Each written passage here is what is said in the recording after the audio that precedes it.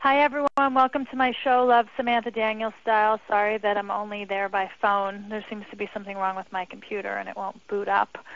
So we all know where I'm going to be spending tomorrow at Best Buy with the Geek Squad. Anyway, for those of you who have been on my show before, you know that we talk about dating, sex, love, romance, and relationships.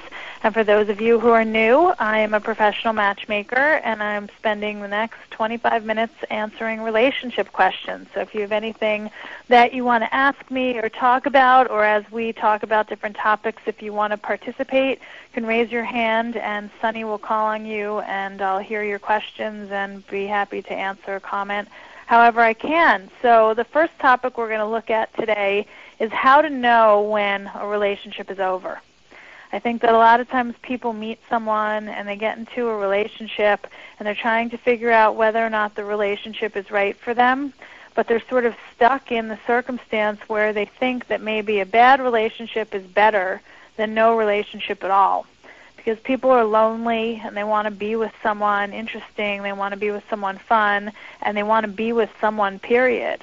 And so a lot of times people are willing to turn a blind eye on a lot of issues and a lot of problems and a lot of things that happen with other people because they don't want to be alone. And so my question that I put out to the group is, how do you know when it's time to move on? How do you know when to say enough is enough? How do you balance the different things that are happening in a relationship to figure out, do the positives outweigh the negatives or do the negatives outweigh the positives? So that's really what I want everybody to think about today. Have you been in a relationship before where you kind of know deep down that the person's not right for you, but you keep it going because you don't want to be alone? And have there been circumstances where you've maybe made a hasty decision and you realize afterwards that maybe you shouldn't have been so quick to end something with someone because the person was really good for you just the same? So that's really what I want to focus on. Does anybody have a comment or something that they want to say on that topic? I don't know how to know if someone has something to say. I'll let you, Samantha, I'll let you know on the mic if somebody raises their hand. Okay. So far, and I'm watching the text also for you.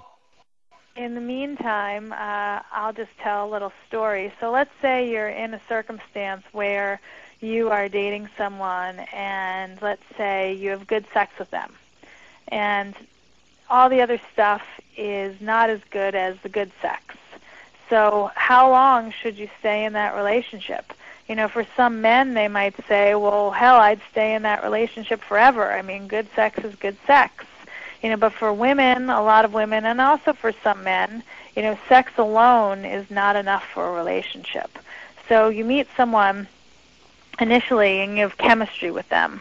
And we all know that chemistry is the intangible. So when you meet somebody and you have good chemistry, then obviously you're drawn to that person and you think to yourself, wow, I like this person, I have a lot in common with them in terms of chemistry. So he makes me laugh, we have good conversation, and we have really good sex.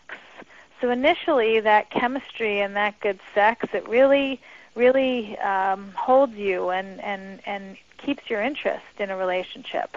But eventually you get to a point where you need to think, well, what is this relationship all about?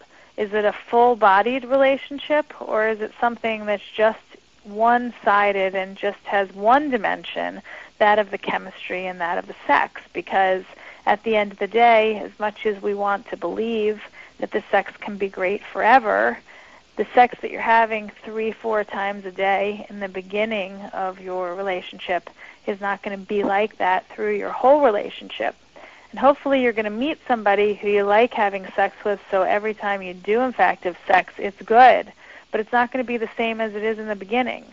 So what are the other ingredients that you need to have when you're having a relationship? You need to have common interests. You need to have good conversation. You need to have good conflict resolution techniques. And that's really key because a lot of people don't realize that that's important. So on the phone earlier with one of my clients who's been dating a woman who I set him up with a while back, and I was talking to him, I was asking him how it was going. He said, well, he's trying to pick a few fights with her right now.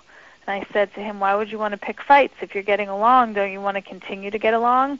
And his answer was, well, I want to see how she fights with me, and I want to see how we make up. And I thought that was interesting that he thought about it that way, because the truth is you can get along with somebody, but what happens when you get into a fight with somebody? What happens if you can't communicate well? What happens if you can't resolve the conflicts that you have with that person? That can be a problem, because you don't always get along perfectly when you're dating somebody or when you're in a relationship or when you're married. A lot of times it takes more than just getting along. Sometimes people have good days. Sometimes people have bad days. Sometimes they get along really well, and sometimes they don't get along so well. So I think that it's important to figure out if you can resolve something with somebody. Do they listen to you, and do you listen to them? Do you communicate well with each other? If you get into a fight, is the person who you're with willing to listen to your side of the story and maybe be open to the possibility that he or she wasn't right and that you were right? Can the two of you agree to disagree? So maybe you don't decide who was right and who was wrong, but you just decide that maybe you were both a little bit right and maybe you were both a little bit wrong, and can you live with that? So those are a lot of things that people are thinking about as they're in a relationship. You have to have similar values and similar interests and similar ethics, because as you go into the